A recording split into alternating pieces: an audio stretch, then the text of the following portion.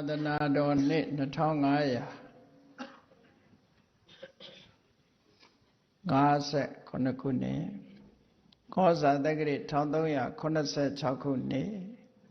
ကဆုံလပြည့်နေ့2014ခုနှစ်မေလ13ရက်နေ့မန္တလေးတိုင်းဒေသကြီးပြင်ဦးလွင်ခရိုင်ပြင်ဦးလွင်မြို့နယ်အောင်ချမ်းသာရွာဓမ္မသဟာယသာသနာစင်တာဓမ္မရတိမဟာဓမ္မတဘာ၌ဆင်ကျင်းပပြုလုပ်အပ်သည်စတုထအကြိမ်မြောက်ကဆုံလပြည့်ဗုဒ္ဓနေ့အမှတ်တရဓမ္မသဘင်အခမ်းအနား၌မန္တလေးမြို့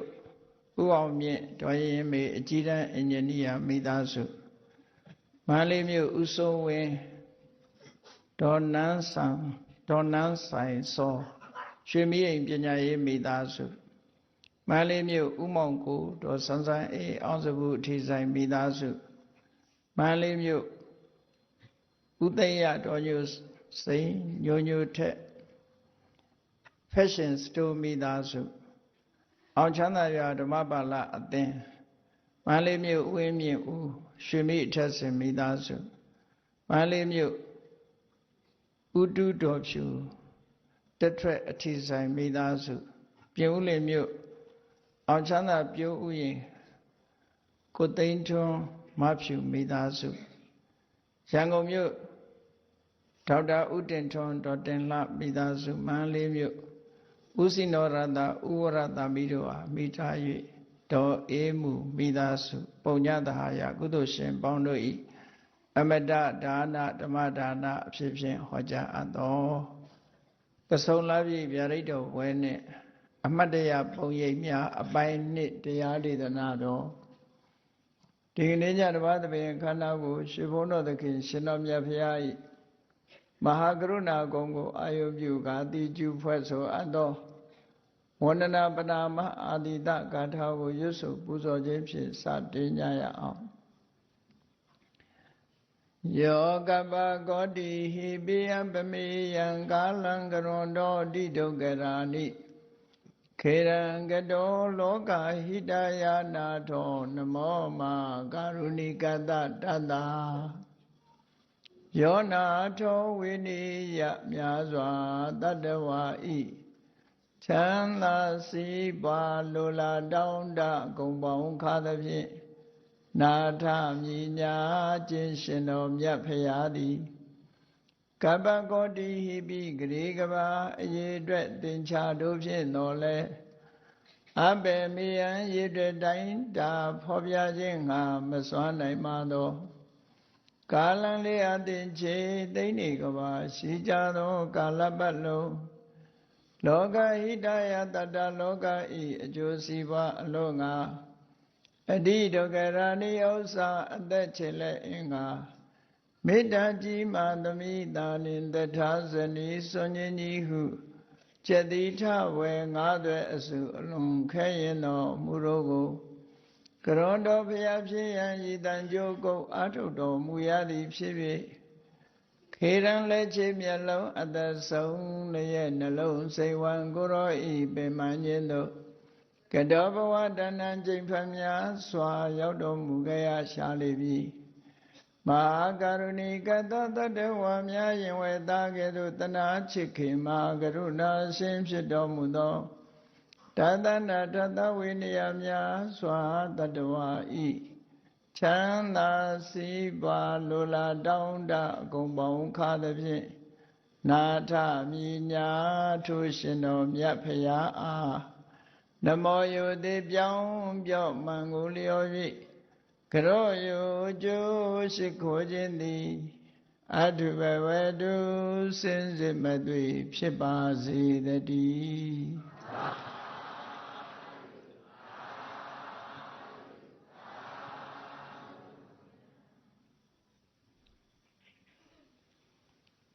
ကဆုံလပြည့်ဗျာဒိတ်တော်ပွဲနှင့်အမတ်တရပုံရိပ်များအပိုင်းနှစ်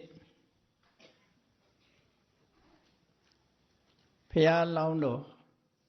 သူမိရယသိဟာဒီပင်ကရာနဲ့တန်ဃာတော်အရှင်မြတ်များကြွလန်းသွားတဲ့အခါမှာရှင်ညွန့်တက်မှာလျားမောက်ပြီးတော့ကုသိုလ်ကောင်းမှုဖြစ်စိမ့်သောငါတရားခင်းပြီးဖရာလှူဒန်းရာကနေပြီးဖရာနဲ့တန်ဃာတွေကြွသွားတော့နေရာမှာထပြီးတော့ထိုင်ပြီးတင်မြင်ခွေပြီးတော့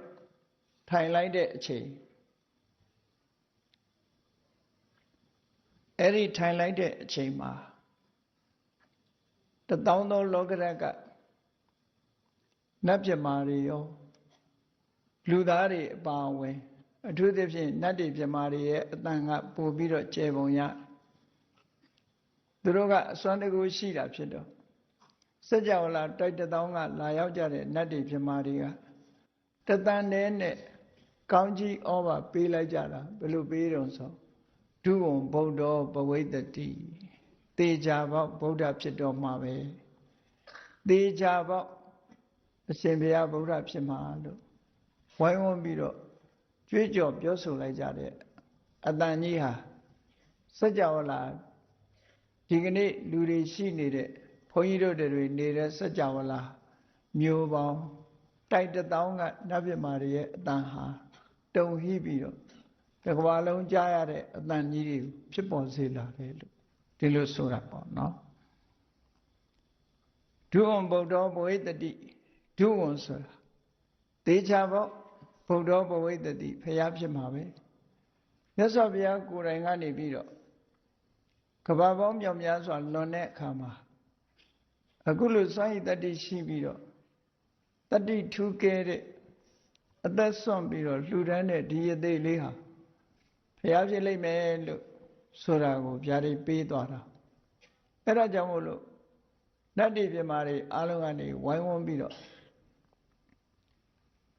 တကယ်ကိုဘုရားဖြစ်မှာပဲလို့ဆိုပြီးဝိုင်းဝန်းပြီးတော့အတိပြုပေးကြမြတ်စွာဘုရားရဲ့ဗျာဒိတ်စကားကိုဝိုင်းဝန်းပြီးတော့အတိပြုကြအတိပြုတယ်ဆိုတာ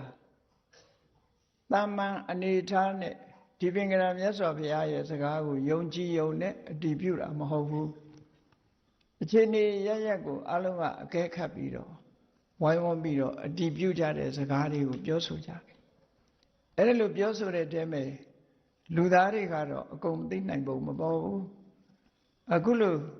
ကစုံလာပြီနေ့နတ်နဲ့ခင်းမှာဒီပင်ကရာမြတ်စွာဘုရားဆွမ်းခံကြွဝင်တဲ့အချိန်လို့ဆိုတော့ညချမ်းတော့မဟုတ်ဘူးဆွမ်းခံကြွတဲ့အချိန်အဲ့ဒီအချိန်မှာနတ်တွေပြမာတွေရဲ့ကြွေးကြော်သံထဲမှာဒုဝံဗုဒ္ဓောပဝိတ္တိသေချာပေါက်ဖရာဖြစ်မှာဆိုတဲ့စကားနဲ့ဘာလို့သေချာပေါက်ဖရာဖြစ်မှာဆိုတာပြောရအကျိန်ပေါင်းသူတို့ဘလောက်ထိအောင်အတည်ပြုပြီးပြောကြတယ်လဲဆိုရင်26ကြိမ်အတည်ပြုပြီးတော့ပြောကြတာဘာကြောင့်မြတ်စွာဘုရားရဲ့ဗျာဒိတ်စကားပေါ်မှာဘယ်လိုအကြောင်းအရာတွေတွေ့ပြီးတော့ထပ်မံအတည်ပြုပြီးတော့ပြောကြတာလဲဆိုတာကိုကစုံလိုက်ပြီဗျာဒိတ်တော်ပွဲရဲ့အမတ်တရပုံရိပ်များကိုမှတ်တမ်းတင်ထားတဲ့ဘုရားဝင်ပါဠိတော်မှာဒီအတိုင်းဖြည့်ရှင်းပြီးတော့ပြောပြထားတာရှိတယ်ပေါ့ဘုရားလောင်းနေရဲ့ဗျာဒိတ်ခံပွဲအကျဉ်းချင်းကြုံခဲ့ရတဲ့တက်တန်းရှိကြတဲ့ဗြဟ္မာကြီးတွေဆိုတာရှိတယ်ပေါ့သူတို့ကအတည်ပြုနိုင်တယ်သူတို့အတည်ပြုပေးတာလူသားတွေကတော့မမိဘူးပေါ့ဒါဟုတ်အဲ့ဒီဗြဟ္မာကြီးတွေကဘလို့အတည်ပြုပေးတာတုံးဆိုတော့ယာပုပ္ပိဘောဓိတတ္တနာပလင်္ဂဝရမာဘုစေတာနိမိတ်တာနိပတိတန္တိတာနိအစ္ဆပဋိတရေယာပုပ္ပိဘောဓိတတ္တနာပလင်္ဂဝရမာဘုစေရှေးရခင်တုန်းကဘောဓိတတ္တဆိုတဲ့ဘုရားလောင်းတွေဟာလေအခုလိုဗျာဒိတ်ခံပြီးတော့ကင်မလင်ခွေထိုင်လိုက်တဲ့အချိန်မှာတဲ့အဲ့ဒီအခိုက်အတန့်မှာဖြစ်ပေါ်လာတဲ့အံ့ဩဖွယ်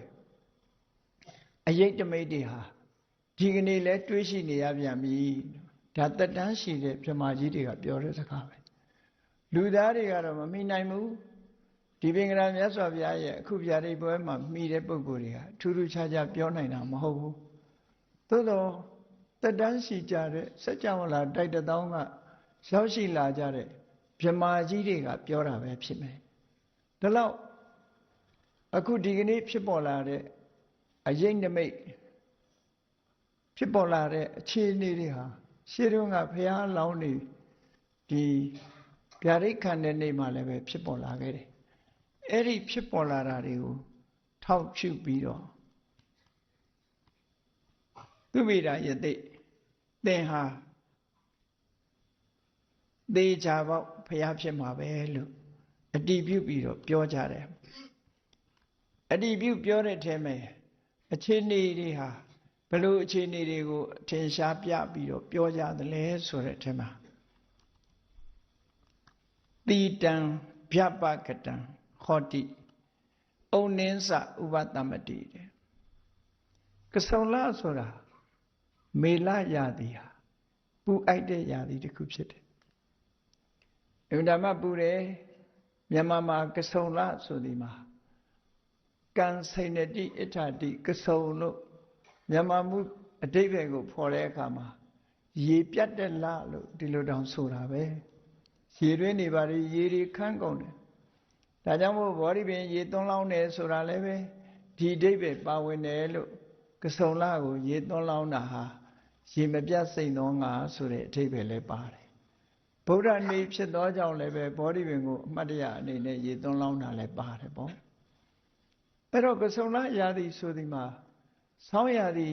အလုံးမိုးပြတ်သွားပြီးတော့အဗ္ဗဓမ္မပူပြင်းတဲ့ရာသီမှာဆိုလို့ရှိရင်ရေတွေဟာဆုပ်ပြီးတော့ခန်းသွားတော့သစ်ပင်တွေကျိုးချောက်လာနိုင်တယ်ပေါ့ဒါကြောင့်မို့လို့ကစုံလဆိုတဲ့ရာသီဟာရေပုံအားဖြင့်ပူးနေတဲ့ရာသီဖြစ်တယ်အဲ့ဒီမှာအဲ့ဒီနေ့တော့ထူးထူးဆန်းဆန်းပဲသူဝိရယသိလေးတင်းပြင်းခွေးထိုင်လိုက်တဲ့အချိန်ကရာသီဥတုကဘလို့ချက်ချင်းကြီးပြောင်းသွားတော့ဆိုတိတံဗျပကတံအေးသွားတာလည်းမဟုတ်ဘူးတဲ့ဩနင်းစဥပတမတိရာသီဥတုပူးနေတာကြီးကလည်းပဲငြိမ့်သွားတယ်ချက်ချင်းကြီးပြောင်းသွားတဲ့အဓိပ္ပာယ်ကိုဆိုလိုတယ်ပေါ့နော်ရာသီဥတုပူတာတွေလည်းပဲငြိမ့်သွားပြီးတော့အေးလွန်းတာလည်းမဟုတ်ဘူးအေးလွန်ခဲ့တဲ့အနေထားလည်းမဟုတ်ဘူးအဲ့ဒီအချိန်မှာကစုံလရာသီဥတုကခါတိုင်းနဲ့မတူပဲဒီပြင်အချိန်နဲ့မတူပဲနဲ့ဖြစ်ပေါ်လာတာတွေကိုသတိထားမိလို့တာနိအစ္ဆပဋိတံတိဒုဝံဗုဒ္ဓဝိတတိရာသီဥတုပြောင်းသွားတာကိုကထူးခြားတဲ့အတိတ်နမိတ်ပဲချက်ချင်းကြီးရာသီဥတုတွေပြောင်းသွားတယ်အပူအေးမြတ်မြတ်တာဖြစ်သွားတယ်အဲ့ဒီအခြေအနေရဟာအခုဖြစ်ပေါ်ပြီးတော့နေတာကိုတွေ့ရတယ်ဒီအမှတ်သားအရာဆိုလို့ရှိရင်တော့ရှင်းတော့ကဗောဓိတတ္တတွေဟာလဲဗျာဒိတ်တွေရပြီးတော့ဖျားဖြစ်သွားကြတာဖြစ်လို့သင်ကိုယ်တိုင်လည်းပဲသင်ယသိလေးကိုယ်တိုင်ဟာလည်းပဲတေချာပေါက်ဖျားဖြစ်မှာပါလို့ပြောဆိုကြတဲ့အတန်ကြီးဟာထွက်ပေါ်နေတယ်ပေါ့ဒါသူတို့ဒီပင်ကရာမြတ်စွာဘုရားဖျားရဲ့ဗျာဒိတ်စကားကိုအခုလိုရာသီဥတုပြောင်းလဲသွားမှုကိုထောက်ပြီးတော့သူတို့ထောက်ခံချက်ပေးကြတယ်ဟုတ်တယ်ဘုရားမိန့်ကြတဲ့အတိုင်းတေချာပေါက်ဘုရားဖြစ်မှာပဲလို့ဒါရင်လားလို့ဆိုတော့လောကကြီးရဲ့ဖြစ်ပျက်နေတဲ့အနေအထားတွေကဗျာဒိတ်တော်ပွဲမှာဒါရင်မကဘူးနောက်တစ်ခုကဒတသဟတိလောကဓာတုနေတ္တတာဟောတိနိရာကုလာထူးထူးခြားခြားနတ်ပြမာတွေကြွေးကြော်တန်ကလွဲလို့ဒီအတန်တွေတိတ်သွားလိုက်တဲ့အချိန်မှာခါတိုင်းနဲ့မတူဘူးကြက်တန်တွေငှက်တန်တွေစူတန်တွေမိုးချုံတန်တွေကစဘာသာမှမကြားရပဲနဲ့အတန်တွေဟာဘုရားအလောင်းတွေတင်မြင်ခွေးထိုင်လိုက်တဲ့အချိန်မှာတေချာပေါက်ဘုရားဖြစ်မယ်ဆိုတဲ့အတန်ကလွဲလာလို့ရှိရင်ဘာသာမှကိုမကြားရတော့အားလုံးအတန်တွေအားလုံးတိတ်ဆိတ်ငြိမ်သက်သွားတယ်အဲ့ဒီတိတ်ဆိတ်ငြိမ်သက်သွားခြင်းဟာလည်းပဲဒီပင်ကရာမြတ်စွာဘုရားကိုယ်တိုင်မိန့်ကြားခဲ့တဲ့အတိုင်းဘုရားဖြစ်မှာတေချာတယ်ဒီအရေးနမိတ်တွေပေါ်နေတယ်ပေါ့ ထူးခြားချက်တွေပေါ့ဒါကဒုတိယမြောက်ထူးခြားချက်ကိုဖော်ပြကြတာတတိယမြောက်ထူးခြားချက်ကဘာလို့ဆိုရင်မဟာဝါဒာနဝါယန္တိနတန္တန္တိတဝန္တိယောလူတွေလည်းပဲတတိပြုနိုင်လာကစုံလားပြီဆိုတာမုံတိုင်းလေးတွေတိုက်ခတ်တတ်တယ်ပေါ့လေယူထပြီးတော့မုံတိုင်းတွေတိုက်ခတ်တတ်တယ်အဲ့ဒီမှာလေပြင်းနေမတိုက်ဘူးလေတွေဟာငြိမ်သက်သားကောင်းသွားတယ်လေတွေငြိမ်သွားတာမဟုတ်ဘူးမြစ်တွေချောင်းတွေဟာလည်းပဲငြိမ်သက်သွားပြီးတော့စီးဆင်းမှုတွေခိတ္တရပ်တန့်သွားတယ်ဟောထူးခြားတဲ့အတိတ်နိမိတ်တွေဖြစ်ပေါ်မြစ်ချောင်းအင်းအိုင်တွေရဲ့စီးဆင်းနေတဲ့မြစ်ချောင်းအင်းအိုင်တွေဟာခိတ္တရပ်တန့်သွားတယ်ဆိုတာကိုနတ်တွေမြမာတွေကသိလိုက်တယ်လူတွေကတော့သိချင်မှသိလိုက်မယ်ပေါ့အဲ့ဒါကိုသူတို့ကပြောပြတယ်ဒီအတိတ်နိမိတ်တွေဟာထင်ရှားတွေ့နေရတယ်လေမတိုက်တာတော့လူတွေလည်းသိနိုင်တယ်မြစ်ချောင်းအင်းအိုင်တွေဟာခိတ္တကနရေစီးတွေတန့်သွားတာလေးဟာအမှန်တမ်းထူးခြားတဲ့အတိတ်နိမိတ်တွေပဲဒါကြောင့်မို့လို့ဒုဝံဘုံတော်ဘဝိတ္တိဖျားဖြစ်မှာသိချတယ်ဟောဒီပြုကြတာတတိယမြောက်ဒီအချက်ကိုအကဲခတ်ပြီးတော့ပြောကြတာနောက်တစ်ခါထူးခြားချက်စတုထမြောက်ထူးခြားချက်ကတော့ဘာလဲလို့ဆိုရင်ဒလစာတကစာပုပ္ဖာထလစာတကစာပုပ္ဖာထလစာဆိုတာကုန်းမောပွင့်တဲ့ပန်းနေတကစာဆိုတာရေထဲမှာပွင့်တဲ့ပန်းနေထလစာတကစာပုပ္ဖာသဗ္ဗေပုပ္ဖန္တိတာဝရေဘုရားလောင်းလေးတင်မြင်ခွေးထိုင်လိုက်တဲ့အချိန်လေးမှာအံ့ဩဖွယ်ရာကောင်းတယ်ကုန်းပန်းနေရေပန်းနေဟာတပြိုင်နဲ့ပွင့်လန်းလာကြတယ်ဘယ်ကနေဘယ်လိုပွင့်သွားတယ်ကိုမသိရလောက်ထူးဆန်းအံ့ဩဖွယ်ရာတွေဖြစ်ပေါ်လာတယ်လို့ဆိုလို့ကုန်းပန်းရေပန်းနေပွင့်လန်းတာကိုဒီကနေ့တွေ့နေရတယ်ခါတိုင်းဆိုလို့ရှိရင်ဒီလိုတပြိုင်နဲ့ပွင့်တယ်ဆိုတာမရှိဘူးဒီကနေ့အတွေ့အကြုံဟာအမှန်တမ်းအမခန်းဖြစ်တယ်ဒီအရေးနိမိတ်တွေဟာလည်းပဲ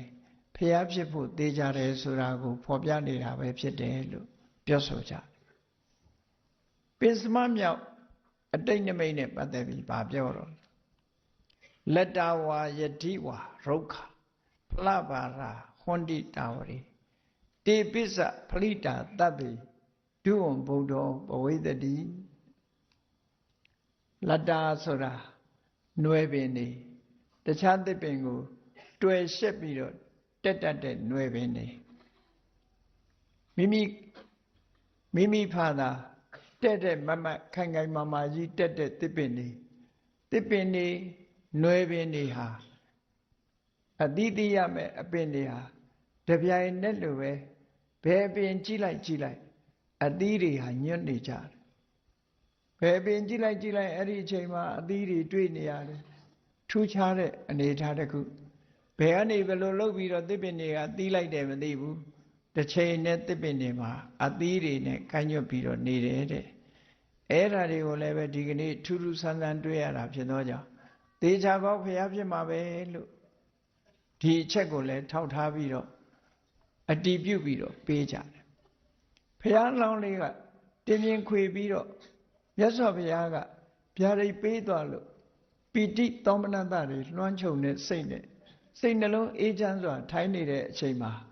ဝိုင်းဝန်းပြီးတော့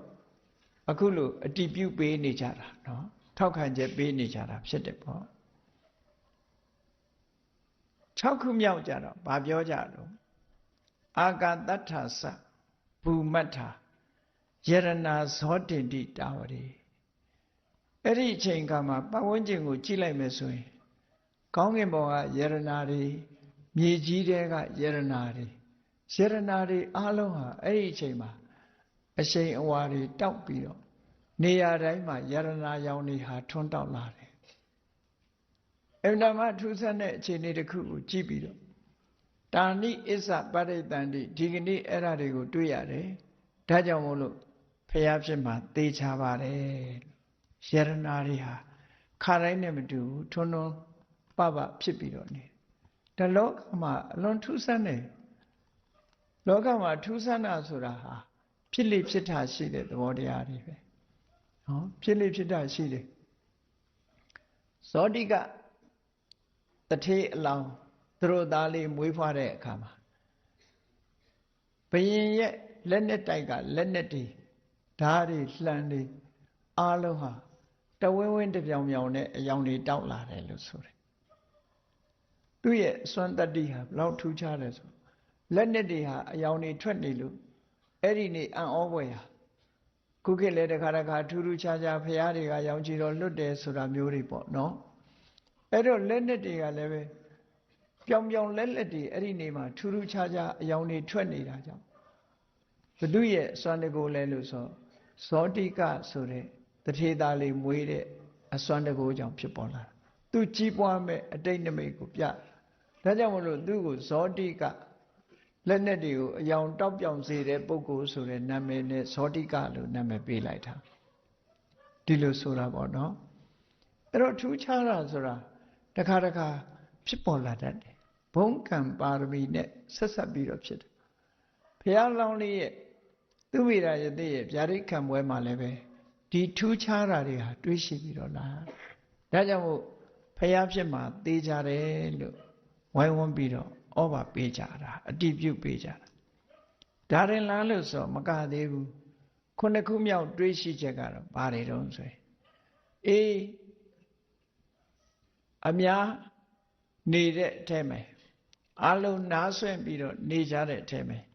မာနုတကာစဒိဗ္ဗာစတူရိယဝိသန္တိတာဝရီကောင်းကင်ယံကตายရတဲ့တူရိယတန်တွေကြားလိုက်ရတယ်နော်ကောင်းကင်ယံက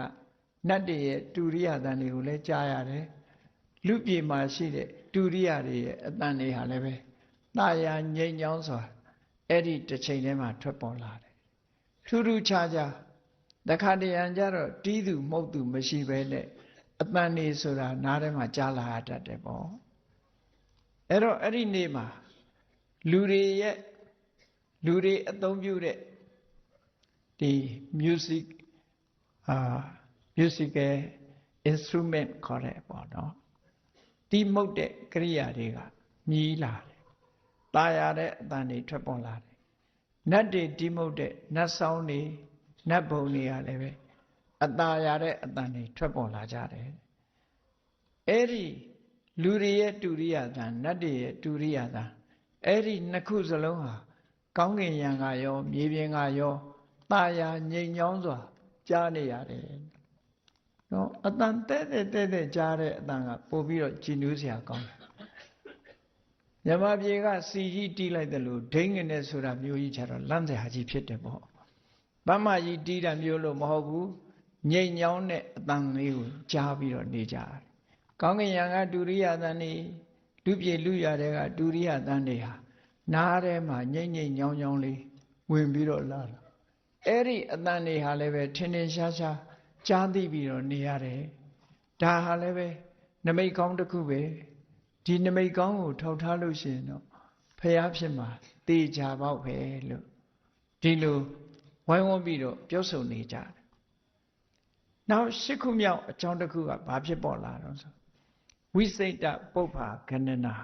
အဘိဝတန္တိတာဝရေအဲ့ဒီချိန်လေးမှာနောက်ထူးခြားချက်ကဘာဖြစ်ဖះအလောင်းလေးထိုင်လိုက်တာနဲ့တပြိုင်နက်သူ့ရဲ့ပတ်ဝန်းကျင်အားလုံးမှာ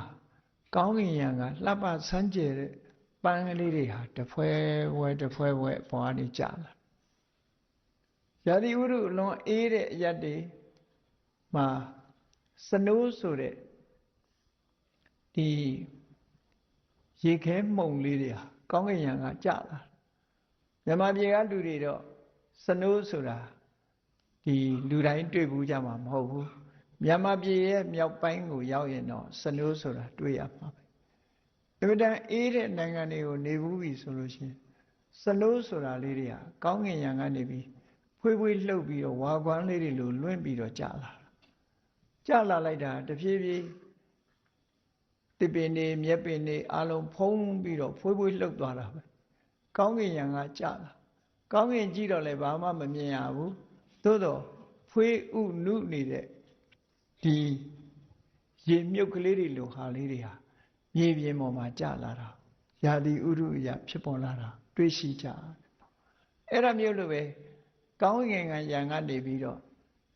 လှပဆန်းကျယ်တဲ့ပန်းပွင့်လေးတွေဟာဝဲပြီးတော့ကြလာတယ်တဲ့အဲ့ဒီနေ့အချိန်မှာ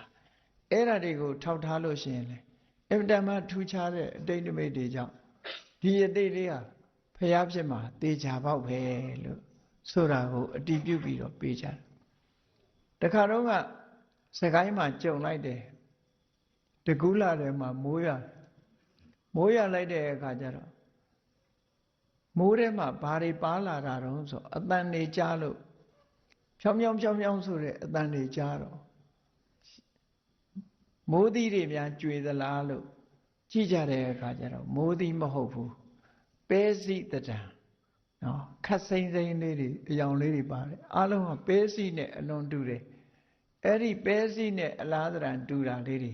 ကောင်းကင်ကကြလာတာကိုတွေ့ခဲ့ဘူးတယ်ပေါ့လွန်ခဲ့တဲ့10နှစ်15နှစ်လောက်ကပလင်းလေးနဲ့တောင်ထည့်ပြီးတော့ဒိတ်ကလေးထိုးပြီးမှတ်ထားသေးတယ်မတွေ့တာကြတော့ရှိအောင်မလားတော့မသိဘူးကြည့်လိုက်တဲ့အခါကျတော့ပဲစီကလေးတွေလိုပဲဒါကြောင့်မို့လို့ပြောကြတယ်ပဲမိုးရွာတယ်ပဲမိုးရွာတယ်နဲ့ပြောတာအင်တမထူးဆန်းတယ်ကောင်းကင်ယံကနေကြလာတာဒါကတော့ကိုယ်တိုင်တွေ့ရ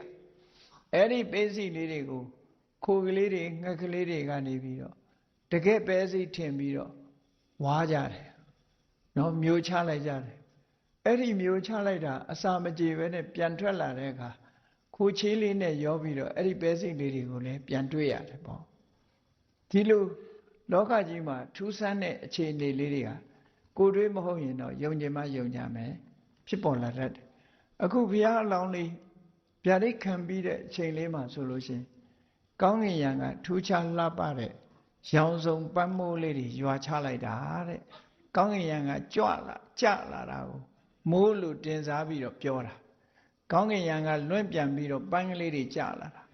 အပင်မရှိဘဲနဲ့ပန်းပွင့်လေးတွေကျွေကျလာတယ်အထိပ္ပယ်ပေါ့အဲ့ဓာတွေကိုထောက်ထားမယ်ဆိုလို့ရှိရင်တော့ဒီကနေ့ဒီလိုထူးခြားတာတွေတွေ့သည့်အတွက်ကြောင့်ဖျားဖြစ်မှာသိကြတယ်လို့အတည်ပြုပြီးတော့ပြောဆိုကြတယ်နောက်9ခုမြောက်အတိတ်နမိတ်ကတော့ဘာတော့လို့ဆိုရင်မဟာသမုဒ္ဒောအာဘုစတိတတသဟတိပကံပတိအဲ့တော့ပင်လယ်တဲ့နီးတဲ့ပုဂ္ဂိုလ်တွေကသိမယ်မြေပြင်ပေါ်နေတဲ့ပုဂ္ဂိုလ်တွေကသိကြမှာသိမယ်ဒီမင်္ဂလာမြတ်စွာဘုရားကြွလာတဲ့နာအရဟာပင်လယ်နဲ့နီးတယ်မနီးဘူးဆိုတာတော့ထည့်ပြီးတော့ပြောဖို့မလွယ်ဘူးနော်ဒါကတချို့ကိစ္စတွေကနတ်တိပြမာတွေကနေသတင်းပေးတာလीပေါ့အေးပင်လယ်တွေကိုကြည့်လိုက်မယ်ဆိုလို့ရှိရင်အာဘုစတိအတန်နေပို့ပြီးတော့မြည်လာတယ်ပင်လယ်ကအတန်နေနော်ပင်လယ်အော်ဆိုတာအဲ့ဒါခေါ်တာလားမသိဘူးပင်လယ်နားနေလို့ရှိရင်တဝုံဝုံနဲ့နေတာကိုပင်လယ်ကအတန်နေဟာထွက်ပေါ်လာတယ်တဲ့ကောင်းကင်ဒီပင်လယ်ကမ်းခြေကအတန်တွေကိုကြားလာရတယ်အဲ့ဒီကြားရုံနဲ့မကဘူးစัจ java လာ1000ဟာလည်းပဲတုံလှုပ်သွားတယ်ဒီစัจ java လာတစ်ခုတည်းတင်လှုပ်တာမဟုတ်ဘူးခုလူပြေမှာအခုငရင်လှုပ်တယ်လို့ဆိုတဲ့နေရာမှာဟိုနားလှုပ်ဒီနားလှုပ်မသိလိုက်တဲ့နေရာတွေကလည်းအများကြီးရှိတယ်အဲ့ဒီလိုလှုပ်တာမဟုတ်ဘူးအားလုံးလူပြေလူလောကကြီးတစ်ခုလုံးကိုလှုပ်တဲ့အလှုပ်မျိုးနော်ဘယ်နေရာမှငရင်မလှုပ်တဲ့နေရာမရှိဘူးမြင်းကလေးရင်တုံလှုပ်ပြီးတော့သွားတယ်ဒါဟာလည်းပဲဒီကနေ့တွေ့ရှိလိုက်ရလို့ထူးခြားချက်တစ်ခုပဲဒါကြောင့်မို့လို့ဖျားဖြစ်မှာသေချာပေါက်ပဲလို့ဟောဒီကဆုံလာပြည့်နေ့မှာဒီလိုလွန်ခဲ့တဲ့၄သိန်းချိန်နဲ့ကဘာတသိန်းကာလကပြောဆိုခဲ့ကြတဲ့အမှတ်တရတာမန်ပုဂ္ဂိုလ်တွေကတော့အလုံးမေ့သွားကြပြီပေါ့သို့တော့ကောင်းကင်ယံမှာတက်တန်းရှိကြတဲ့မြမကြီးတွေဟာဒီအဖြစ်အပျက်တွေကိုခဏအထိမေ့ကြအောင်မှမဟုတ်သေးဘူးပေါ့ဒီလိုဆိုတာပေါ့နော်နောက်တစ်ခါနိရိယေပိတတသဟတိအခီနိဗ္ဗန္တိတာဝရေစัจ java လာ1000မှာရှိတဲ့ငရဲပုံတွေငရဲဆိုတာငရဲမီးလို့ခေါ်တာကတော့အ ခေါ်တစ်ခုပေါ့ပြောမယ်ဆိုလို့ရှိရင်ငရဲသားတ attva တွေဟာအမြဲတမ်းမိတောက်နေတဲ့ထဲမှာသွားပြီးတော့တ attva အနေနဲ့ဖြစ်ကြတာဆိုတော့တွေးကြည့်မယ်ဆိုရင်အခုခေတ်နော်မိတောင်ကြီးတွေဆိုတာရှိတာသိချတယ်နော်မိတောင်တွေရှိတယ်အဲ့ဒီမိတောင်တွေကအခိုးထွက်တယ်မိလျံတွေထွက်တယ်ချော်ရည်တွေထွက်လာတယ်ဆိုတာအဲ့ဒါဟာငရဲပြည်ဆိုတာဖြစ်နိုင်တယ်မိတောင်တွေကြားထဲမှာလူတိုင်းရောက်တာမဟုတ်ပေမဲ့လို့အကုသိုလ်ကံကြီးမားတဲ့ပုဂ္ဂိုလ်တွေဟာမိတောင်နဲ့သွားပြီးတ attva အနေနဲ့သွားဖြစ်တာသူတို့ကြတော့မခံမရနိုင်အောင်ပူတာပဲရှိတယ်သေသွားတာမရှိဘူးဘာလို့မသေတော့ဆိုကံရှိနေတယ်မြသူတို့ကမသေဘူးခံပေအောင်တော့နော်ကံရှိနေတယ်မြခံပေအောင်တော့ဆိုပြီးတော့သူတို့ကမိလောင်နေပြီမဲ့လို့မသေးတဲ့အနေအထားမျိုးဖြစ်တယ်ကံမကုန်သည်မြခန်းနေကြရမယ်ဆိုတဲ့အဓိပ္ပာယ်ဒါကြောင့်မို့အခုမြန်မာနိုင်ငံမှာလည်းပဲဟိုနားမှာရေဘူးစံဒီနားရေဘူးစံဆိုတာရှိတယ်လေဒီရှေးပြူမြို့တော်တစ်ခုဖြစ်ခဲ့တယ်ဟန်လင်းမှာရေဘူးစံရှိတယ်တဝယ်မှာလည်းရေဘူးစံရှိတယ်ပင်လောင်းဆိုတဲ့နားမှာလည်းပဲရေဘူးစံတွေရှိတယ်ပေါ့အဲ့ဒီရေဘူးစံရှိတဲ့နေရာတွေဟာခုနက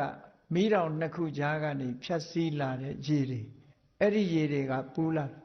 စာထဲမှာတော့ဘယ်လိုဆိုတုံးလို့ဆိုလို့ရှိရင်အိန္ဒိယနိုင်ငံမှာဒီတပောဓာမြစ်ဆိုတာရှိတယ်တပောဓာဆိုတာရေဘူးလို့အဓိပ္ပာယ်ရရေဘူးမြစ်အဲ့ဒီရေဘူးမြစ်ဟာဘယ်ကနေမြစ်ဖြားခံတော့ဆိုဟိုဟိမွန်တာတောင်ကအင်မတန်အေးစိတ်နေတဲ့ဒီရေအိုင်ကြီးတွေကနေပြီးတော့မြစ်ဖြားခံလာတာအဲ့ဒီကနေစီးလာခေစကုတ်တောင်နာရောက်တဲ့အခါကျတော့ဟိုဘက်ကလောဟကုံမီငရဲအိုးတစ်ခုဒီဘက်ကလောဟကုံမီငရဲအိုးငရဲအိုးလို့ဆိုလိုက်တာ ਨੇ လူတွေကဘာလို့တုံးဆိုဒီဟင်းချက်တဲ့ဒဲအိုးကြီးတွေတော်မြင်ကြမှာဒါကြောင့်မို့ဒဲအိုးလို့လည်းပြောနေကြတာပေါ့နော်ငရဲအိုးဆိုတာကြီးကတကယ်အဲ့ဒီလိုအိုးကြီးလဲဟုတ်ချင်မှလဲဟုတ်မှာပေါ့ခုနလိုမီးတောင်ကြီးတွေနှစ်ခုကြားကနေဖြတ်တန်းပြီးတော့စီးဆင်းလာတဲ့ရေတွေဟာဟိုဘက်ကအပူရှိန်ဒီကအပူရှိန်နဲ့ဖြတ်ပြီးတော့စီးသွားသည့်အတွက်ကြောင့်ထွက်လာတဲ့ရေတွေဟာအပူတွေဖြစ်ရတယ်လို့ဒီလိုဆိုတယ်နော်အပူတွေဖြစ်တယ်လောဟကုံမီမြစ်နှစ်ခုကြားကလောဟကုံမီဆိုတဲ့ငရဲအိုးကြီးနှစ်ခုကြားကဖြတ်ပြီးတော့စီးသွားလို့ရေဘူးဖြစ်တယ်အခုလည်းပဲလျှက်စစ်မီးနဲ့ရေနွေးလောက်တာတွေရှိတယ်လေဖွင့်လိုက်တဲ့အခါကျတော့လျှက်စစ်မီးအပူရှိန်နဲ့ဖြတ်ပြီးတော့ဝင်လာတဲ့ရေလေးကရေနွေးလေးကလေးဖြစ်နေတာပေါ့အဲ့ဒီသဘောပဲငရဲအိုးနှလုံးသို့မဟုတ်မီးတောင်နှစ်ခုကြားကဖြတ်စီးလာတဲ့ရေတွေဟာရေဘူးတွေဖြစ်လာတယ်ပေါ့အဲ့ဒီရေဘူးရှိတဲ့နေရာဟာငရဲနဲ့နီးတယ်လို့သာမှတ်ထားပြီတော့ဒီလိုဖြစ်နိုင်တယ်နော်ရေအဲ့လိုဖြစ်နိုင်ဒါသဘာဝလဲကြတယ်ပေါ့အဲ့တော့ဘုရားလောင်းလေးပါရမီတွေဒီဗျာဒိတ်ကျော်ခံလိုက်ရတဲ့အချိန်မှာခံပြီးတော့ထိုင်လိုက်တဲ့အချိန်လေးမှာဘာတွေထူးထူးခြားခြားဖြစ်သွားတော့ဆိုဒီစัจ java လာတယ်မကဘူးစัจ java လာတိုက်တသောမှရှိတဲ့ငရဲတွေဟာခိတ္တခဏမီးတွေငြိမ်းသွားတယ်တဲ့အပူတွေမရှိတော့ဘူးအခီနိဗ္ဗန္တိတာဝရီငရဲမီးတွေဟာအဲ့ဒီအချိန်မှာလုံးဝငြိမ်းသွားကြတယ်အဲ့ဒီငရဲမီးတွေငြိမ်းသွားတာဟာအဗ္ဗဓမ္မထူးခြားတဲ့အချက်ပဲငရဲမီးငြိမ်းတာကိုလူတွေကတော့မသိနိုင်ဘူးဗြဟ္မာတွေကနေပြီးတော့ပြောဆိုကြတာဖြစ်တယ်အေးထူးထူးခြားခြားသူတို့ကတော့အတိတ်နိမိတ်တွေကိုလိုက်ရှာကြည့်ကြမှာပေါ့ဒီနေ့ဘာတွေထူးခြားသလဲဘာတွေထူးခြားသလဲဆိုကြည်နေတဲ့နတ်တွေဗြဟ္မာတွေကလည်းအလွန်များတော့တယောက်တူတတိပြုမိတဲ့နတ်ဗြဟ္မာကသတင်းပေးတာပေါ့ဒါလည်းထူးခြားတယ်ဒါလည်းထူးခြားတယ်ဒီလိုထူးခြားတဲ့အတိတ်နိမိတ်တွေကြောင့်မို့လို့ဖျားဖြစ်မှာတော့သေချာပေါက်ပဲလို့အတည်ပြုပြီးတော့ပြောဆိုခဲ့ကြတာတဲ့10ခုမြောက်အတိတ်နိမိတ်ပဲဖြစ်တယ်ပေါ့နောက်တစ်ခါ7ခုမြောက်အတိတ်နိမိတ်ကြတော့ဘာလို့ဆိုဝိမလောဟောတိသူရိယောသဗ္ဗဒိဋ္ဌန္တိတာရကဒီအဲ့ဒီအချိန်မှာ နေမင်းကြီးဟာတိမ်တိုက်ကင်းစင်ပြီးတော့ဘာမှကောင်းကင်ယံမှာအကာအကွယ်မရှိဘဲနဲ့နေကြီးဟာဝင်းဝင်းတောက်ခါတိုင်းနဲ့ပို့ပြီးတော့ဝင်းဝင်းတောက်တယ်အယောင်တွေဟာတောက်တောက်ပြောင်ပြောင်ဖြစ်လာတယ်နေ့အခါမှာဆိုရင်ကောင်းကင်မော့ကြည့်လို့ရှိရင်ကျဲဆိုတာမမြင်ရဘူးမို့လားသို့တော့အဲ့ဒီနေ့မှာတော့တပ္ပဒိဋ္ဌန္တိတာရကကောင်းကင်ယံမှာနေကြီးပဲကျဲတွေဟာတွေ့နေရတယ်နေအောင်ကြီးကလည်းပဲတောက်ပါတယ်မော့ကြည့်လိုက်လို့ရှိရင်လည်းကျဲအောင်တွေကိုလည်းထင်ထင်ရှားရှားမြင်နေကြတာထူးခြားတဲ့အတိတ်နမိတ်တစ်ခုဖြစ်တယ်အဲ့ဒီအတိတ်နမိတ်တွေထွက်ပေါ်တာကိုထောက်ထားလို့ရှိရင်တော့ဖျားဖြစ်မှာသိကြတယ်လို့ဒီလိုပြောကြတာ12ခုမြောက်အတိတ်နမိတ်ကြတော့ဘာပြောတော့ဆိုအနောဝဋ္ဌိနဥဒကံမဟိယဥပ္ပိစိတာဝရေမိုးလည်းမရွာဘူးနော်မိုးမရွာပဲနဲ့မြေကြီးတဲ့ကဒီစမ်းရည်တွေဟာပန်းထွက်လာတယ်အဲ့ဒီအချိန်ခုနာထွက်လာလိုက်ဒီနာထွက်လာလိုက်နဲ့မိုးမကြပဲနဲ့ရေတွေဟာမြေပြင်ကိုစိတ်ရည်စမ်းရည်တွေဟာပန်းထွက်ပြီးတော့လာတယ်အဲ့ဒါလည်းပဲထူးခြားချက်တစ်ခုပဲဒီထူးခြားချက်ကြောင့်မို့လို့ဒီဖရာလောင်းဟာဖရာဖြစ်မှာသိကြတယ်လို့ဝိုင်းဝန်းပြီးတော့အတည်ပြုပေးကြတယ်73ခုမြောက်ကြတော့ဘာပြောလဲဆိုတော့တာရာဂနာဝိရောစန္တိနက္ခတ္တာဂဂနမန္တလေဝိတာခာစန္တိမာယုတ်တာဒုဝံဗုဒ္ဓဘဝိတ္တိကစုံလာပြီနေ့ဆိုတဲ့အထောက်ထားဟာဒီစကားလေးပဲဗျာဒိတ်တော်ခံဖွားပွင့်စံဗျာဒိတ်တော်ခံယူတဲ့နေ့ဟာကစုံလာပြီဆိုတာဟောဒီ73ခုမြောက်ထောက်ထားပဲအဲ့ဒီအချိန်မှာဘာဖြစ်လဲဆိုရင်တာရာဂနာဝိရောစန္တိကောင်းကင်ယံကကျဲတွေဟာခါတိုင်းနဲ့မတူဘူးထင်ထင်ရှားရှားကြီးအယောင်တွေထွက်လာကြတယ်တောက်ပလာကြတယ်နက္ခတ္တာဂဂနမန္တလေနက္ခတ်တွေကလည်းပြည့်ပြည့်စုံစုံကောင်းကင်ယံမှာလွှမ်းခြုံပြီးတော့နေတယ်လာမင်းကြီးထွက်ပေါ်လာတဲ့လာမင်းကြီးကလည်းပဲဝိတာခာနက္ခတ်နဲ့ရှင်ပြီးတော့ထွက်လာတဲ့လာမင်းကြီးဖြစ်တယ်ဆိုတော့နေ့အခါလာတာပြောတာတော့မဟုတ်ဘူးအဲ့ဒီနေ့ညထွက်လာမဲ့လာမင်းကြီးဟာဝိတာခာနက္ခတ်နဲ့ရှင်ပြီးတော့ထွက်တာဖြစ်သောကြောင့်ဝိတာခာနက္ခတ်နဲ့ရှင်ပြီးတော့ဗျာဒိတ်တော်ခံခဲ့ရတာဖြစ်သောကြောင့်ကစုံလာပြီဗျာဒိတ်တော်ခံနေနေလို့ဒီလိုပြောလို့ရတယ်ကစုံလာကိုပါဠိစာပေမှာဝေတာခလို့ခေါ်တယ်ဝေတာခကိုအိန္ဒိယတို့ဒီဟိုတို့တခြားနိုင်ငံကလူတွေကဘယ်လိုဖတ်တုံးဆိုဘေစာခလို့ဖတ်တယ်ခကိုအတန်တဝက်ထားလိုက်တဲ့အခါကျတော့ဘေဆတ်လို့ဖြစ်သွားတယ်နော်ဝါကိုဘာတန်နဲ့ဘေဆတ်လို့ဖတ်တယ်ဒါကြောင့်မို့လို့ကဘာကတိတဲ့ဒီလရဲ့နာမည်ဟာဝေဆတ်ပဲဝေဆတ်ပွဲတော်ဆိုတာကစုံလာပြီပွဲတော်ကိုဆိုလိုတယ်ပေါ့ဝိတာခာဆိုတဲ့နက္ခတ်နဲ့ရှင်ပြီးတော့လာမင်းကြီးဟာထွက်ပေါ်လာတာဖြစ်သောကြောင့်ကစုံလာကိုဝေတာခဆိုတဲ့နာမည်နဲ့ခေါ်သည့်အတွက်ကြောင့်နိုင်ငံတကာမှာဝေဆတ်ဆိုတဲ့စကားလုံးကိုအသုံးပြုလာတယ်အိန္ဒိယစကားပဲထိုင်းကလည်းပဲဝေဆတ်ဆိုတဲ့စကားလုံးကိုသုံးတယ်မြန်မာနိုင်ငံကပဲဝေဆတ်ကိုသိမ့်မသုံးမဲ့နဲ့ကစုံလာပြည့်ဗုဒ္ဓနေ့လို့ဒီလိုသုံးတာဖြစ်တယ်ပေါ့လတွေဟာအလုံးဟာသူ့နက္ခတ်နဲ့သူရှိကြတယ်ပေါ့ဒီနေ့လဒီဝိတာခနက္ခတ်နဲ့ရှင်ပြီးတော့ထွက်လာတာဖြစ်လို့ဝိတာခနက္ခတ်နဲ့ရှင်ပြီးတော့လပြည့်ဝင်ကြီးထွက်ပေါ်လာတဲ့လဟာကစုံလပဲပေါ့ဒီလိုဆိုတာပေါ့အဲ့ဒါလို့ထူးထူးခြားခြားတိုက်တိုက်ဆိုင်ဆိုင်ကစုံလမှာနက္ခတ်တာယာတွေအမတမလှပပြီးတော့ဖြစ်ပေါ်လာတယ်လပြည့်ဝင်ကြီးကလည်းဝိတာခဆိုတဲ့နက္ခတ်နဲ့ရှင်တွဲပြီးတော့ပေါ်ထွက်လာတာဖြစ်လို့ဒီကနေ့ဟာထူးခြားတဲ့နေ့တစ်နေ့ဖြစ်တယ်တဲ့ထူးခြားတဲ့နေ့တစ်နေ့ဖြစ်တာကိုထောက်ထားပြီးတော့အရှင်ဘုရားဟာသေချာပေါက်ဘုရားဖြစ်မှာပါလို့ဝိုင်းဝန်းအားပေးနေကြတဲ့စကားတွေပဲเนาะဝိုင်းဝန်းပြီးတော့အတိပြုပေးနေတာနောက်14ခုကျတော့ဘာဖြစ်လဲလို့ဆို14ခုပြောတဲ့စကားဘိလတယာဒရိတယာနိခမန္တိတက္ကာတယာဘိလတရားဆိုတာတွင်းအောင်နေတဲ့တရားတွေဒရိတရားဆိုတာ6ကဘာတွေထဲမှာပုံအောင်နေတဲ့တရားတွေ တွင်းထဲမှာအောင်းနေတဲ့သရဝါတွေ6ကဘာတွေမှာအောင်းနေတဲ့သရဝါတွေဟာထူးထူးခြားခြားအဲ့ဒီနေ့မှာအပြင်ထွက်ပြီးတော့မြူးထူးလာကြတယ်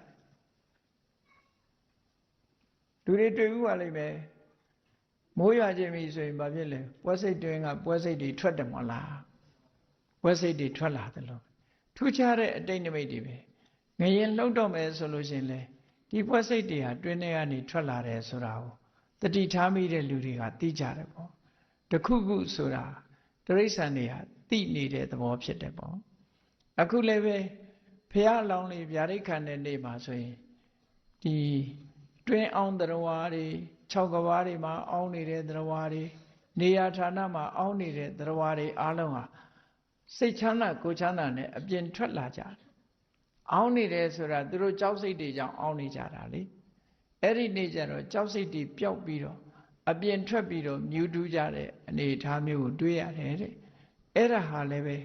ထူးခြားတဲ့နမိတ်ဖြစ်သည့်အတွက်ကြောင့်ဖះဖြစ်မှာသိကြပါတယ်တို့အတိပြုပေးတဲ့အတိတ်နမိတ်တွေကိုပြောပြဟောနောက်တစ်ခုထူးခြားတာတော့ဘာလို့ဆိုရင်15ခုမြောက်ကနာဟောတိအရတိတတ္တနာတန်တုဋ္ဌာဟွန်တိတာဝရေအဲ့ဒီချိန်မှာဘယ်တတ္တဝါမှပြင်းရည်တဲ့စိတ်မပေါ်ဘူးတဲ့အလုံးပြောနေကြတယ်လောကကြီးတစ်ခုလုံးလူတွေဟာဘယ်သူမျက်နှာကြည့်လိုက်ပြုံးပန်းဝေးနေတယ်လို့ဆိုလိုတယ်နော်ပြုံးပန်းဝေးနေကြတယ်ခြေနှက်နေတာပဲကိုယ်ဘဝနဲ့ကိုယ်ခြေနှက်နေကြတယ်အေး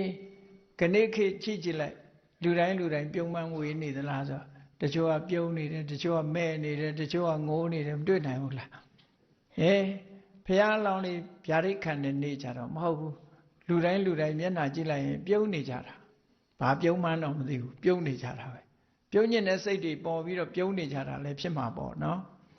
အဲ့ဒါလို့ပြုံးနေကြတယ်တဲ့ပြင်းရတဲ့စိတ်ဆိုတာအဲ့ဒီအချိန်မှာမပေါ်ဘူးအားလုံးတ attva တွေဟာအဲ့ဒီအချိန်လေးမှာကိုယ့်ကိုကျေနပ်နေကြတာ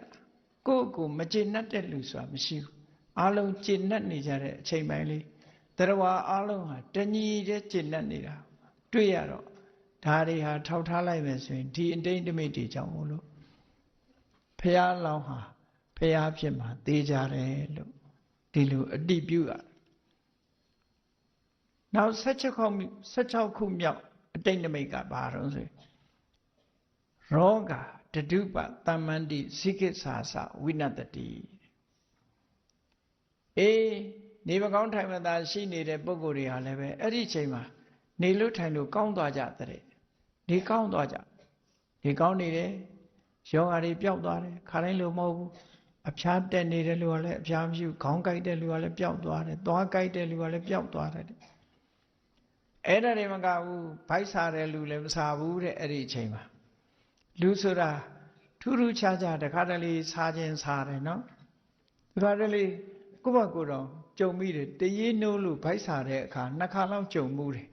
ထူးထူးခြားခြားအဗ္ဗဓမ္မစားတယ်အဲ့ဒါလို့စားလောင်နေဆိုတာယမယံခါဖြစ်ပေါ်တတ်တဲ့အရာတစ်ခုပဲဒီကနေ့ကျတော့လူတိုင်းဟာမစားကြဘူးတဲ့မစားတာဟာစိတ်ထဲကပြောနေတာလည်းဖြစ်တယ်ဝမ်းမီးကလည်းပဲဒီပါစကတေဇောကလည်းပဲဝမ်းမီးကိုမလောင်တာလည်းဖြစ်မယ်ပေါ့ဒါကြောင့်မို့လို့လူတွေဟာဆာလောင်မွတ်သိပ်မှုဆိုတာတွေမဖြစ်ဘူးတခြားယောဂါတွေလည်းအဲ့ဒီအခိုက်အတန့်လေးမှာငြိမ်သက်ပျောက်ကင်းပြီးတော့သွားတယ်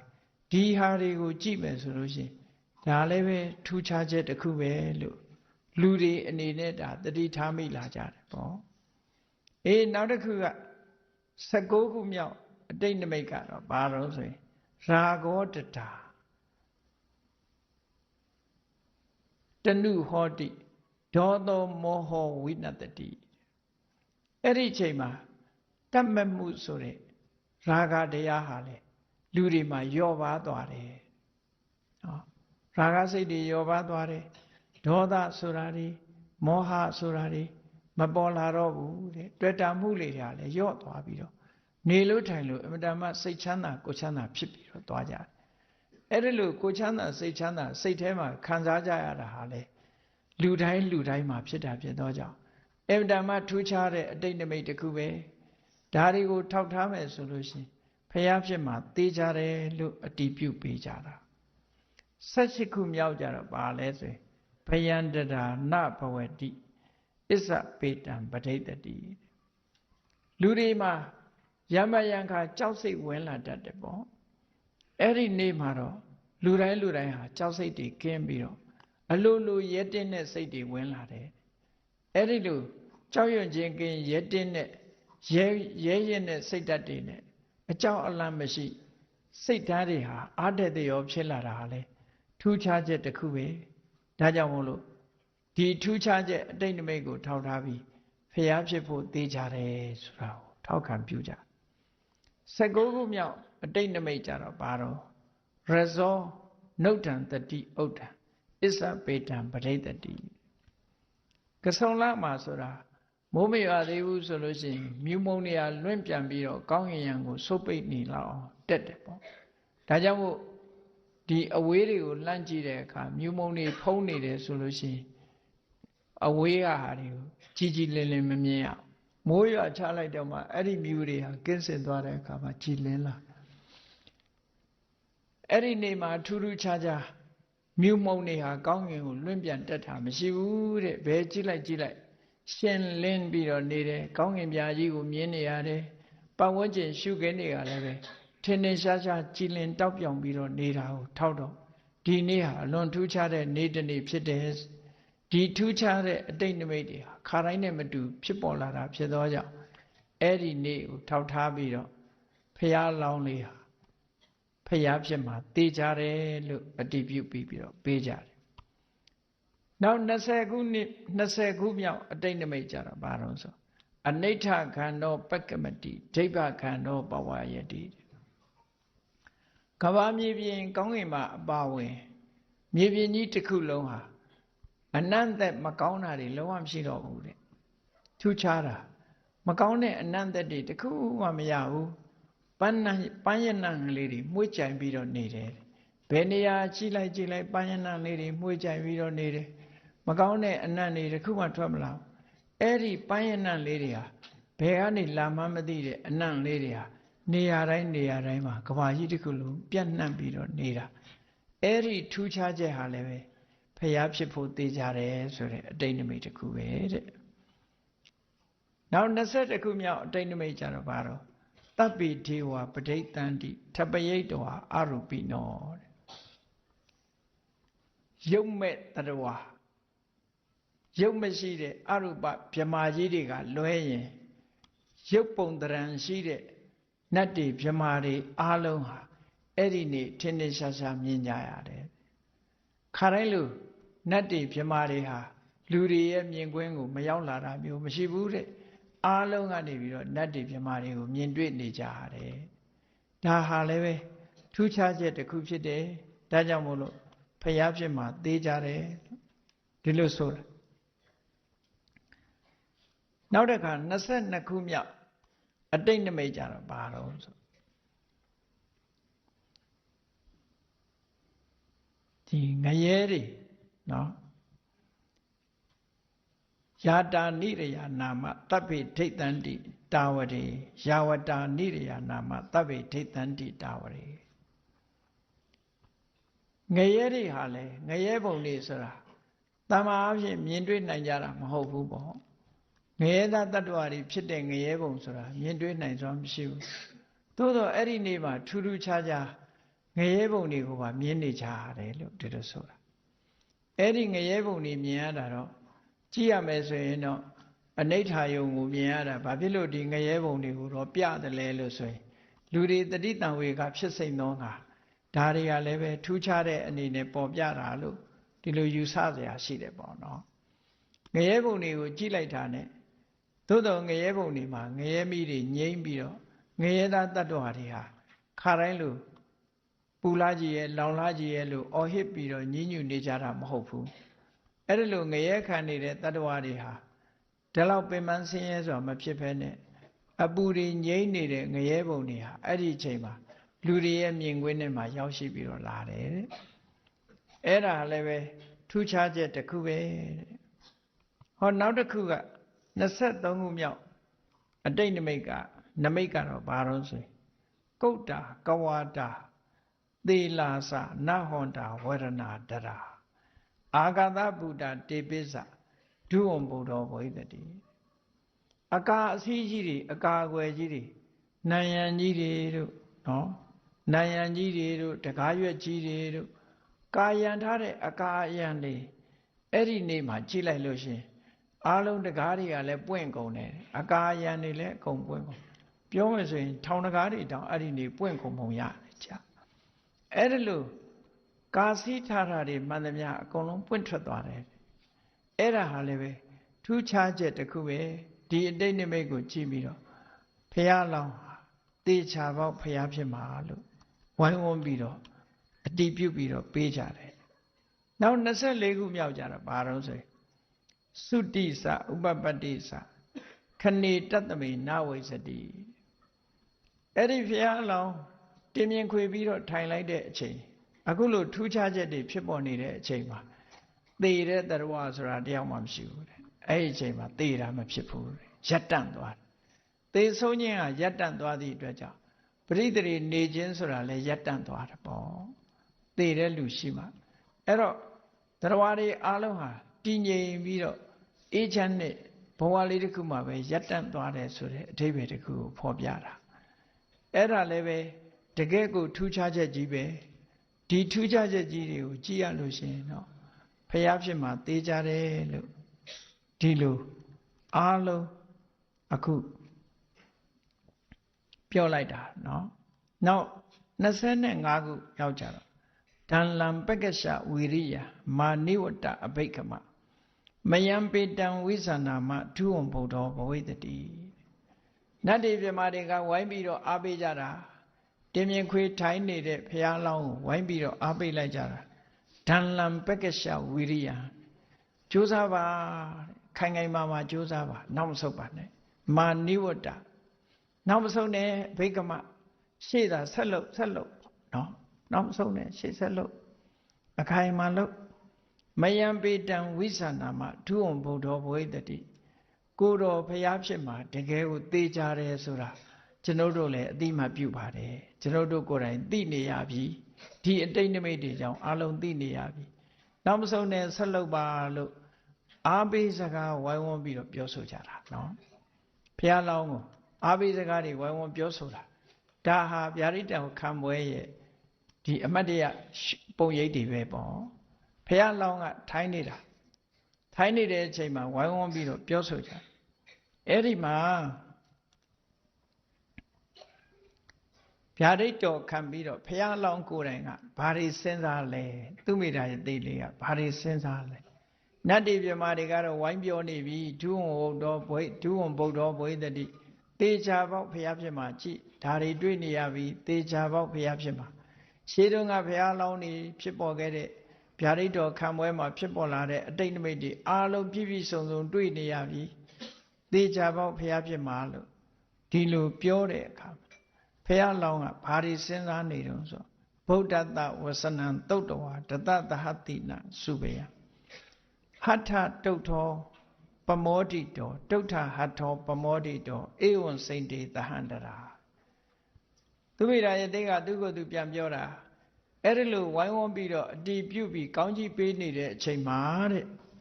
မြတ်စွာဘုရားရဲ့စကား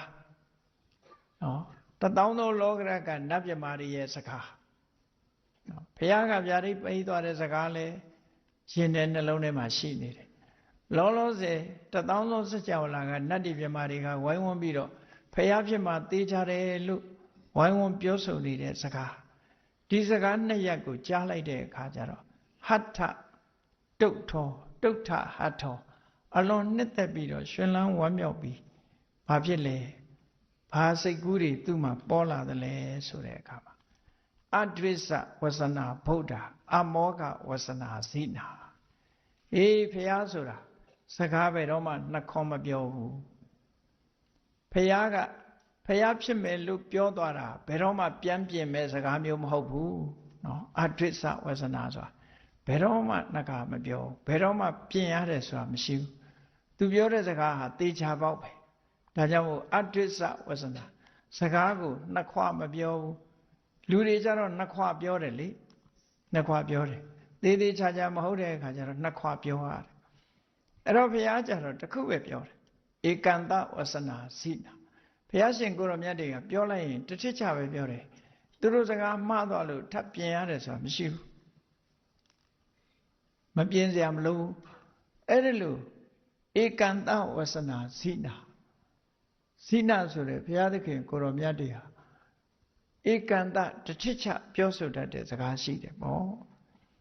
ဝိတထံနတ္ထိဗုဒ္ဓနာဒုဝံဗုဒ္ဓောဘဝမဟာဘုရားစကားဘယ်တော့မှလွဲမှားတာမဖြစ်သောကြောင့်ငါဟာဘုရားဖြစ်ရမှာဧကံပဲလို့သူ့ကိုယ်သူလည်းဆုံးဖြတ်ချက်ချလိုက်တယ်ဟုတ်ပြီဘုရားဖြစ်ဖို့ဆိုတာအလုံးမလုံးပဲနဲ့ဖြစ်ဖို့တော့မရှိဘူးဘုရားဖြစ်ဖို့အတွက်ကျိုးပန်းအထောက်အမှာတွေရှိတော့သူဆက်စဉ်းစားတယ်ဟန္တဗုဒ္ဓဂရိဓမ္မိဝိစိနာမိဣတောစိတောအေးဘုရားဆိုတာတမန်အားဖြင့်သူ့ဘာသူလိုဖြစ်လာမှာမဟုတ်ဘူးခုခေတ်လူတွေစဉ်းစားသလိုတို့ကတော့ပါရမီနုပါသေးတယ်ရင့်တဲ့အခါမှာလုပ်မယ်ဆိုဘယ်တော့ရင့်လာမလဲပါရမီမပြည့်သေးလို့ပါရမီပြည့်ရင်တော့လုပ်မယ်ဆိုပါရမီကဘယ်တော့ပြည့်မဖြည့်ရင်မပြည့်ဘူးပဲเนาะရင့်အောင်မလုပ်လို့ရှိရင်ဘယ်တော့မှရင့်လာမှာမဟုတ်ဘူးပါရမီကအနုကလေးနဲ့ပဲနေမှာပဲအဲ့တော့ဘုရားလောင်းလေးစဉ်းစားတာကြည့်ဟန္တဗုဒ္ဓဂရိဓမ္မေစဉ်းစားလိုက်တာဘုရားဖြစ်ကိုရောက်စေနိုင်တဲ့တရားတွေရှိရအဲ့ဒါတွေကဘာတွေလဲဆိုတာသူဆက်စဉ်းစားတယ်စဉ်းစားတဲ့အခါကျတော့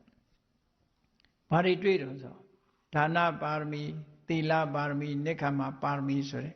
ဒီစတဲ့ပါရမီ10ပါးကိုတစ်ခုချင်းတစ်ခုချင်းစဉ်းစားတာ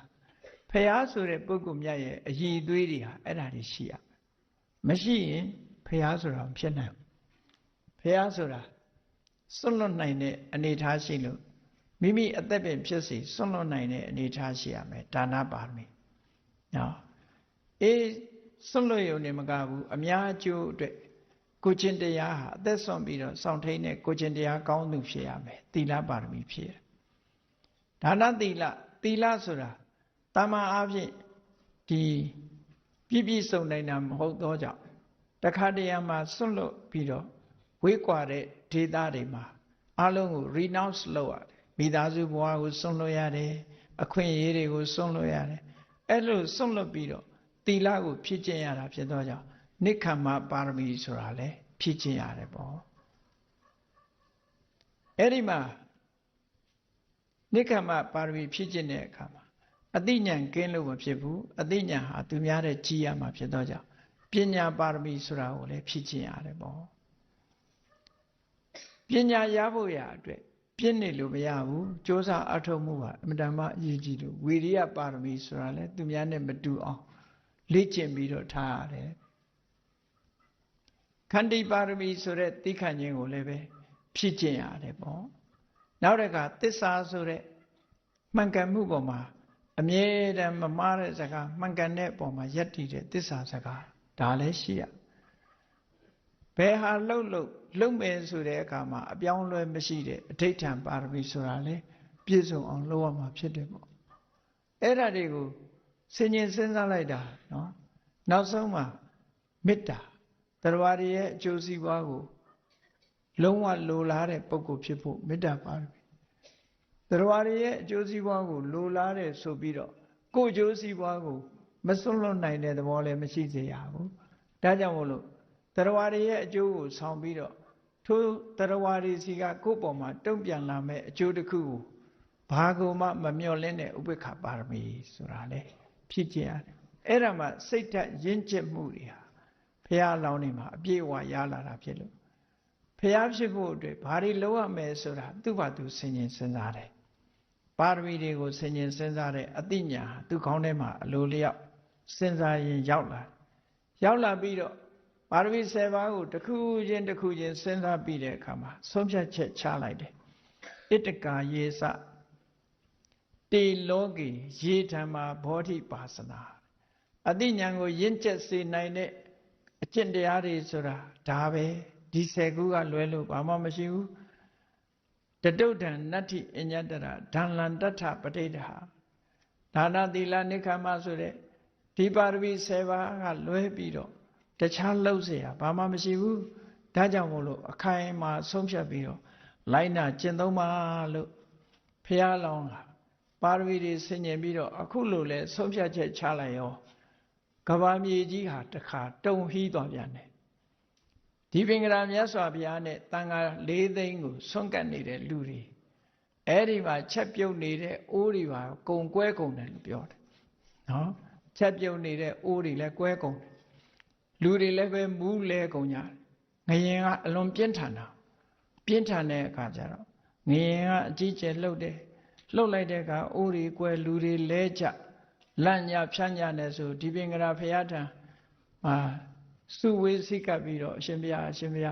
ဘာများဖြစ်မှာတော့ဘုရားလောကကြီးဟာအမှန်တမ်းကြီးမားတဲ့ငလျင်ကြီးတုန်လှုပ်တာဘာကြောင့်တော့ဘုရားလို့ကြောက်လန့်နဲ့လူတွေကမေးတဲ့အခါကျတော့ဒီပင်ကရာမြတ်စွာဘုရားကမကြောက်ကြနဲ့ငါပြာဒိတ်ကြားခဲ့တဲ့သူမိတာရသိလေးဟာဘုရားဖြစ်ဖို့တရားတွေကိုဆင်ញင်သုံးသပ်နေတာသုံးသပ်ပြီးတဲ့အဆုံးမှာကဘာမြေကြီးကကောင်းကြီးပေးတဲ့အနေနဲ့ငရင်လှုပ်တာမင်းတို့အတွက်ဘာမှဒုက္ခမဖြစ်ပါဘူးဆိုပြီးတော့မြတ်စွာဘုရားကဒီလိုနှစ်သိမ့်စကားမိန့်ကြားတော်မူခဲ့တာဖြစ်တော့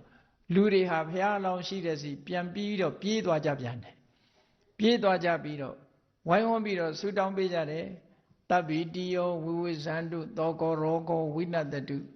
မာတိဘဝံတွန္တရာယဖုတခိပ္ပံဘောရိမုဒ္ဓမံဆိုတာဘုရားအလောင်းလေးကိုဝိုင်းပြီးတော့ဆုတောင်းပေးကြတာနော်တဗ္ဗိတိယောဝိဝိဇန္တုဘေးရန်ခတ်သိမ်းတွေကရှောင်ရှားသွားပါစေတဗ္ဗရောကောဝိနတတုယောဂမှန်သမျှတွေသောကောရောကောဝိနတတုစိုးရိမ်မှုတွေတို့ယောဂတွေတို့ဘယ်တော့မှတင့်ထံမောက်မရောက်ပါစေနဲ့မာတိဘဝံတွန္တရာယသင့်မှာဘာအန္တရာယ်မှမရှိပါစေနဲ့ဖုတခိပ္ပံဘောရိမုဒ္ဓမံအမြတ်ဆုံးဖြစ်တဲ့ဘောရိဉာဏ်သဗ္ဗညုတဉာဏ်တော်ကြီးကိုလင်းလင်းမြန်မြန်ရရှိပါစေဆိုပြီးတော့အားလုံးကဝိုင်းပြီးတော့ဆုတောင်းခဲ့ကြတာတဲ့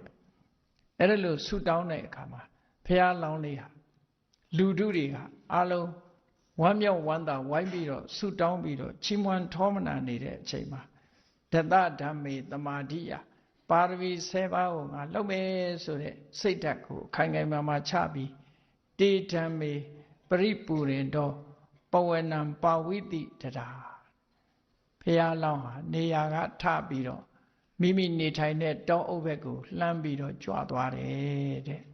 တောအုပ်ဘက်ကိုပြန်ပြီးတော့ကြွသွားတယ်ပါရမီ7ပါးငါဖြည့်မှာပဲဆိုပြီးတော့ဘုရားလောင်းအဲ့ဒီ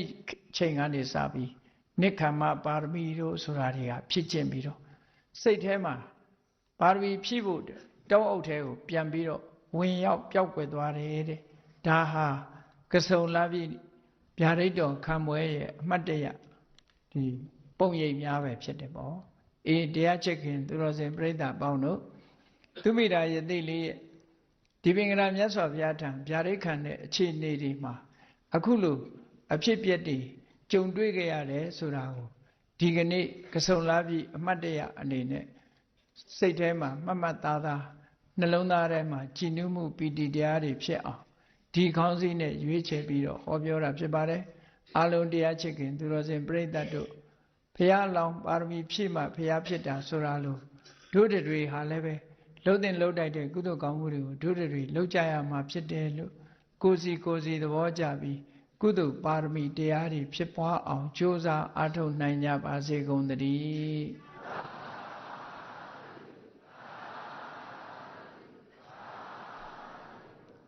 မေတ္တာပို့ရအောင်တတ္တဝါများစွာ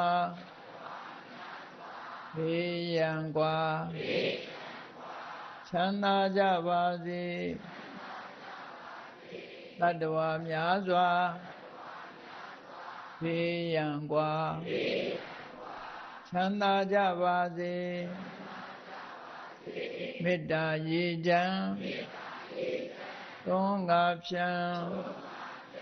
ငြိမ်းချမ်းကြပါစေမေတ္တာရေချမ်းသွန်ငါဖြံငြိမ်းချမ်းကြပါစေသက်ရှိချမ်းသာစိတ်ချမ်းသာ လိုရာဆန္ဒပြည့်ပါစေသက်ရှိကျမ်းမာစိတ်ချမ်းသာလိုရာဆန္ဒပြည့်ပါစေဖောလန္တဒုက္ခပင်ကစားမေတ္တာပုံနေတုသင်္ကမမနောတရတိတဝေတံဘဝယန္တုဒုက္ခန္တကမေတ္တာပုံနေတုသင်္ကမစုပေါင်းပုအမေတ္တာတဟုရောင်မြူပါဝင်းငွေလာမင်းနှင့်ရောင်ခြင်းရှဲယုံပေါင်းဆောင်ရခြင်းကြောင့်တဝေတံကျွမ်းမဲ့ဥသုံးလုံးစုံများစွာတတ္တဝါတို့၏မနောတရတိမြမြဖြူစင်အေးကြည်လင်းသည့်ရေစဉ်ပြည့်တင်းစိတ်နှလုံးတည်ဟုသောရေအိုင်ကြီးအတွင်၌ဒုက္ခပင်ကစားစင်တာဝရအေးမြကြည်သာတာယာပွင့်လန်းချမ်းသာဒုက္ခတည်ဟုသောကုမုဒ္ဒရာဂျာပန်တို့သည်ဖုံးလန္တာဝန္တာရွှင်မြူဝမုံလူးလျက်ကြည်နုဘွယ်ကြုံဖူးပွေးညကုန်သည်ဖြစ်၍ဒုက္ခန္တကလေအောင်လေးတဲ့ရောရှက်သင်ပြပိတိတိဟုသောယနံတို့သည်ဘဝယန္တုကောင်းစွာမဲ့သွေကြိုင်လိုက်၍နေကြပါစေကုန်တည်း